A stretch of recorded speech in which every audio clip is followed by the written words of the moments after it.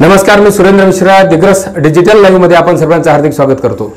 आपण पाहत आहात दिग्रस डिजिटल लाईव्ह, एक सर्वांगीण माहितीचं चॅनल. मागील काही दिवसापासून विजेचा लंपडाव सुरू आहे.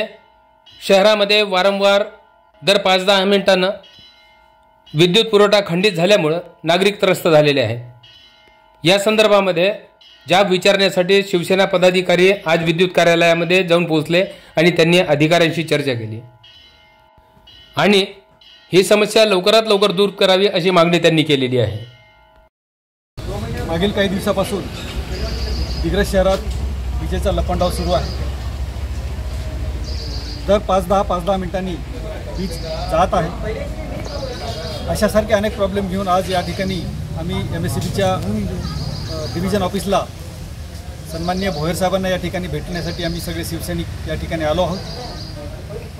मागील महिनाभरापासून वातावरणातील बदलामुळे वारे आणि पाऊस यामुळे लाईन सतत जात आहे. विजेचा सतत लपंडाव सुरू आहे. काम करणे मुश्किल झाले आहे. घरात राहणे मुश्किल झाले आहे.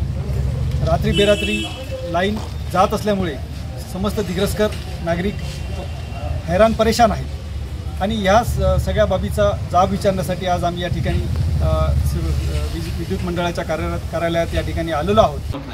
पण रिस्पॉन्डिंग ऑथॉरिटी जी काही आहे तुमचा जो इन्क्वायरीचा नंबर तो 24 तास बंद राहतो. 100% नाही फोन करा तुम्ही त्या ऑफिसला घेऊन चला. आता माझा 3 चार्ज असल्याच्यानं माझा काही व्यक्तिगत तिथे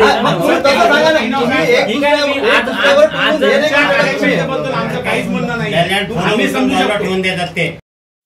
यानंतर शिवसैनिकांनी नगरपालिकेचे मुख्याधिकारी अतुल पंत यांच्याशी जाऊन अनियमित पाणी पुरवठा कधी सुरळीत होईल या संदर्भामध्ये देखील चर्चा केली. येत्या काही दिवसामध्ये सुरळीत पाणी पुरवठा केला जाईल अशी माहिती मुख्याधिकारी अतुल पंत यांनी दिलेली आहे.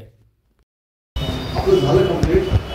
पाणी सोडलं पण मध्ये आपण 2-3 वर्ष आधी लाईट टाकली मालगावांची, तिथं काहीतरी लागणारा थोडंसं फुटलं, तेवढा लिकेज आहे तो आज 3-4 वाजेवर करून जातो. पाणी फुटलं म्हणजे वार वगैरे आपण जो सेडिमेंट आहे तेही क्लिअर केले, पाईपमधले जो घास असतात ना तोही क्लिअर केला.